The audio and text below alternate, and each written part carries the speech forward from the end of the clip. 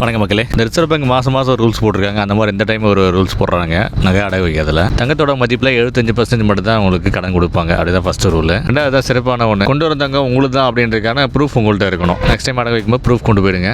பேங்க்ல நகையை வந்து அப்ரைசர் செக் பண்ணுவார் பார்த்தீங்களா, அது மாதிரி செக் பண்ணிட்டு அதுக்கான பியூரிட்டி சர்டிஃபிகேட் கொடுக்கணும் அப்படின்னு சொல்லியிருக்காங்க பேங்க்லேருந்து. தங்க நகைகள் தங்க காசு பார்த்தீங்கன்னா பேங்க்லேருந்து விற்கப்பட்ட தங்க காசு மட்டும் தான் அடகு வைக்க முடியும் பேங்க்கில். இப்போ பார்த்தீங்கன்னா வெள்ளி வந்து 1 கிலோ வரைக்கும் வெள்ளியும் அடகு வச்சு பணம் வாங்கிக்கலாம் அப்படின்னு போட்டிருக்காங்க புது ரூல்ஸ். தங்கத்தை 1 கிலோக்கு மேலே கொண்டு போயிடாதீங்க, அதுக்கு மேலே அடகு வைக்க முடியாது. 1 கிலோ தான் வைக்க முடியும் அடகு வச்சு. கொண்டு போகிற நகை 18, 24, எப்படி இருந்தாலுமே 22 கேரட் நகைக்கான மதிப்பீடு தான் பண்ணப்படும் சொல்கிறாங்க. அடகு வச்சா சின்னதாக சீட்டு மட்டும் கொடுப்பாங்க, ரிசிப்ட்.